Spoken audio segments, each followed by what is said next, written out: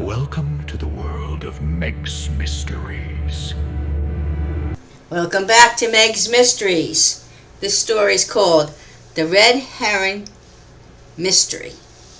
It was late Tuesday afternoon when I received a call from my good friend, Miss Marple. We worked the case of the Brighton Beach murders along with our other fellows in the field of crime solving. Sherlock Holmes came out of retirement with his partner, Dr. Watson. Also Hercule Poirot and Hastings. We put all our unique skills in action and solved the murders. My secretary was out for the day, so I answered the phone.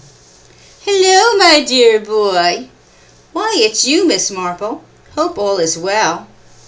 Sorry to inform you, but all is far from okay, and I need your help desperately. Our mutual friend is in dire peril. Miss Adeline Montgomery is missing. I know how you two were very close at one point. She talked about you all the time. Her first love. You must come here to St. Mary Mead and help me investigate her vanishing into thin air. I'll tell you all I know so far." She filled me in and told me all about it. I told her I'll be there. It takes about 7 or more hour flight, and I'll be there. I have never been to England.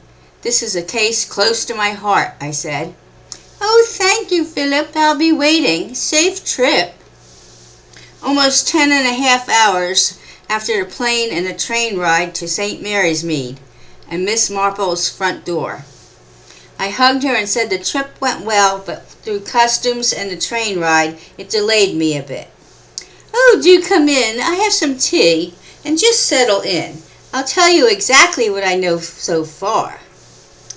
As you know from the letters back and forth with Adeline, she is a teacher here of art and creative writing. We got close when she asked me to come to her writing class and talk about some of the cases I helped with. Then we became fast friends.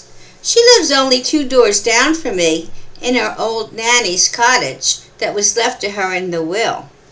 Such a pleasant girl. Everybody loved her.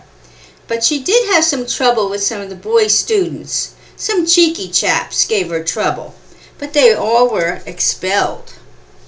She was to meet her old aunt at a spa trip for the waters in a lovely village of Harrington. They say the waters are a miracle cure for all the ails one. So her aunt booked a spa trip, and Adeline used to be her companion at one time. She was delighted to accompany her. I'm watching her Scotty dog, Bentley. Oh, here he comes now. "Good old boy, Bentley. Meet Philip Marlowe from the States." And Bentley jumped up on Philip's lap to greet him. Adeline dropped Bentley off and met the train, but vanished after boarding it, and she never made it to the spa. Her aunt was frantic and called the family. I know you know she's from a wealthy family, the Montgomerys. Her father, Lord Edwin Montgomery, and Lady Celeste. Her 2 brothers, Peter and Conrad. Philip says, yes, she told me all about them, and it was not her cup of tea. She liked the simple life, the common people. That's why she moved here as a teacher. Not a social butterfly, she said. We met when she stayed in the States with her friend Emily.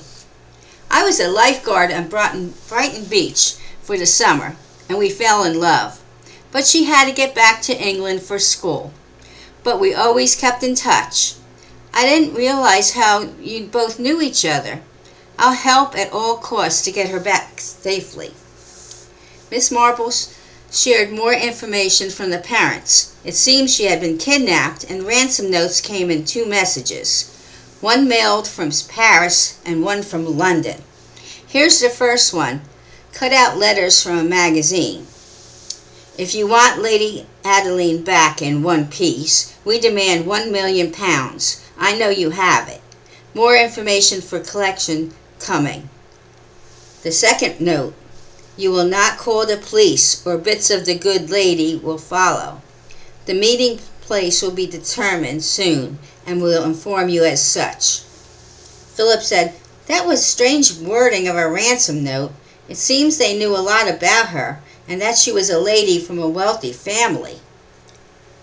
But in her life now she was merely a teacher, living here in a small village away from luxurious life and wealthy family. But they know they have money. Miss Marple agreed, and the family would like them to come to the Montgomery estate in London to help solve the mystery. Hopefully it will not be too late. She also stated how strange it was that the notes were mailed from Paris and London. They have to be in two places at once? This is a true red herring mystery. Philip also was in touch with the good friends Sherlock in London, and Poirot was on a case in Paris. He'll call them in for help, checking out and seeing what they can come up with. Sherlock was still retired and very old now, but will aid them in the case. Anything for Miss Marple, he said.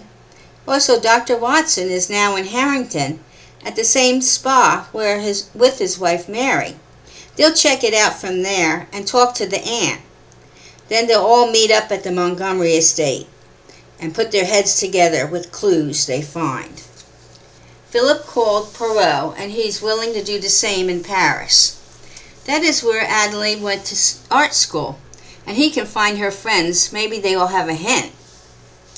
So all the detectives are now on the case. After checking out the two areas and talking to some of her friends in Paris, one girl friend tells Poirot, "I remember her, and I remember a creepy young fellow following her around, ever so cheeky. He asked her out, and then it stopped when she declined his advances." So the girl drew a picture from memory and gave it to Poirot. "Hope this helps you." Then Watson got information from the aunt. She had no idea, but said someone had gone to the desk and asked if Adelaide Montgomery would be staying there, and when, but they didn't give information out. Sherlock checked all of London area, even the bad parts of town.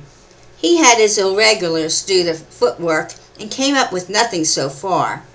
They'll all meet at the Montgomery estate.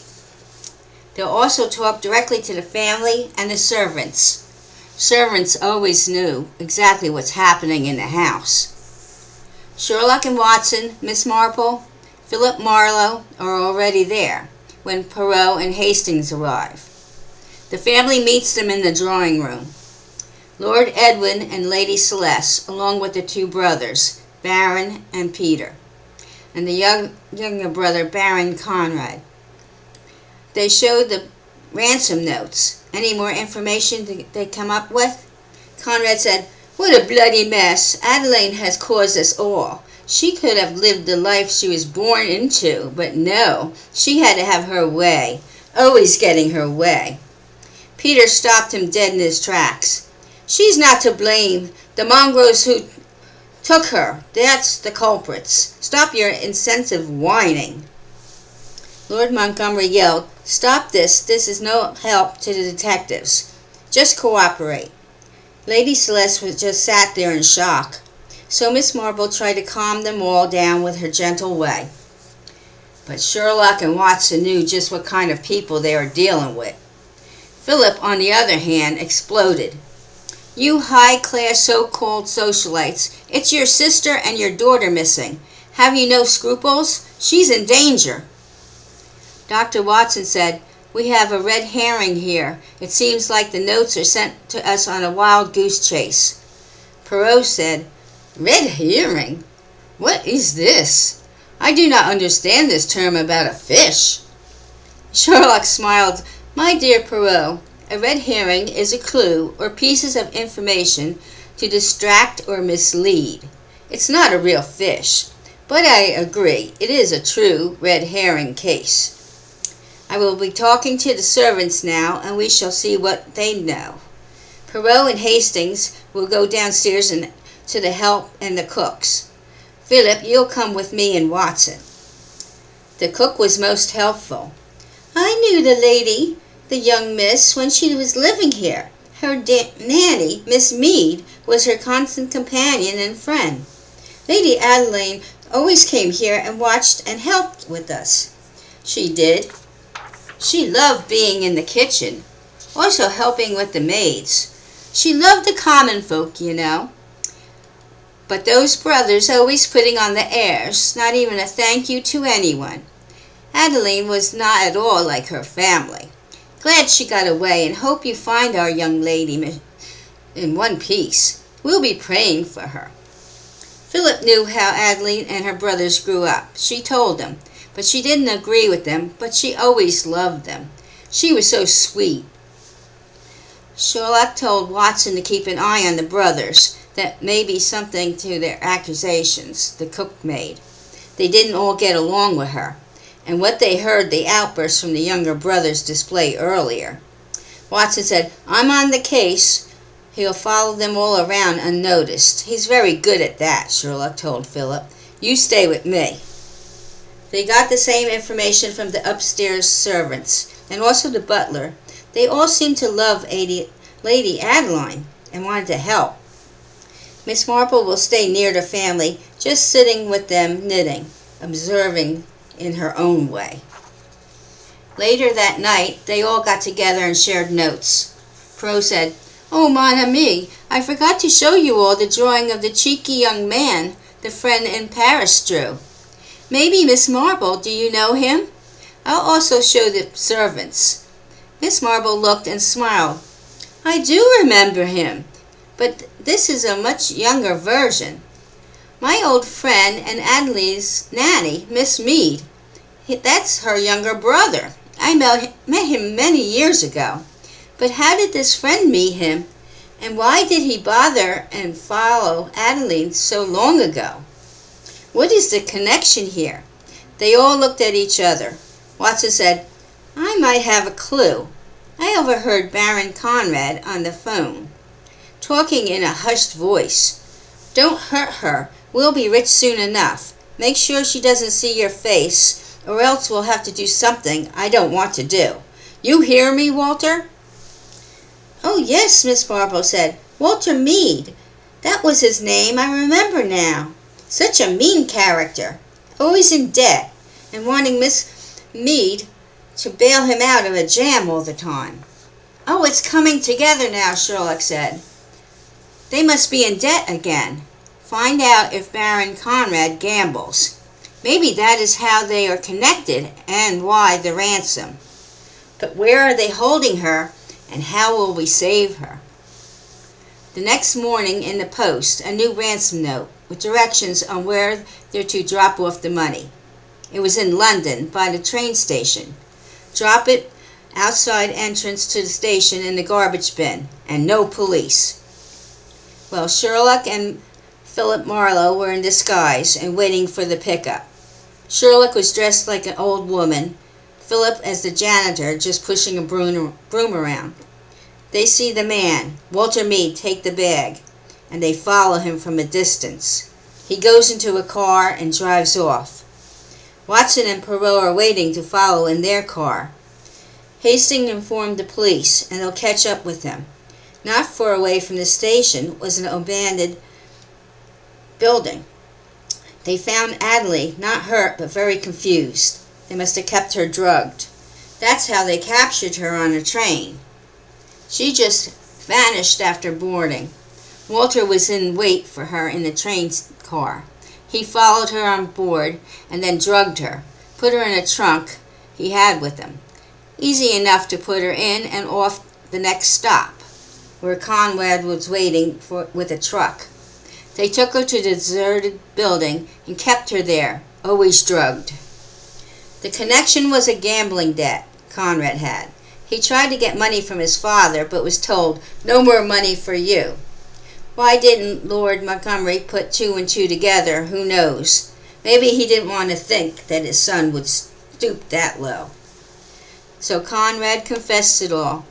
Why, she got her way all the time. It was me who needed help. But father said no, so I'll take it from them. Family means nothing to me. And Walter was in for the long haul. He lost a lot of money too. And they were mean characters anyway, threatening them.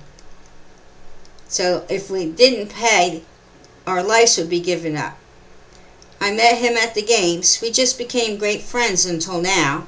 Both are caught, red-handed with the loot. But that'll show them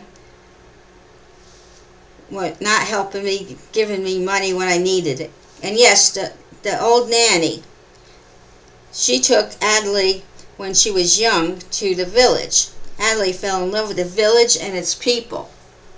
That's when Walter met her. The first time he fell in love with her. Followed her until she grew up. She was only 10 when he saw her the first time. So she went to the States when she was older, met Philip, and then back to school in Paris, where Walter found her again. But she snubbed him. Crazy or just mean, the young brother was taken away with his accomplice, Walter Meads.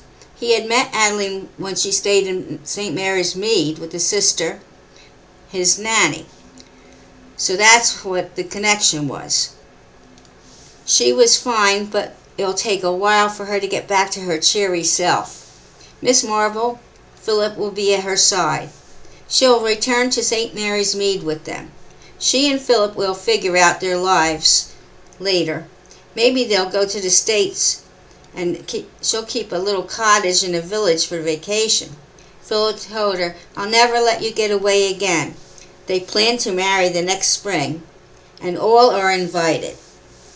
They thanked their good friends Sherlock, Watson, Poirot, Hastings for all their help.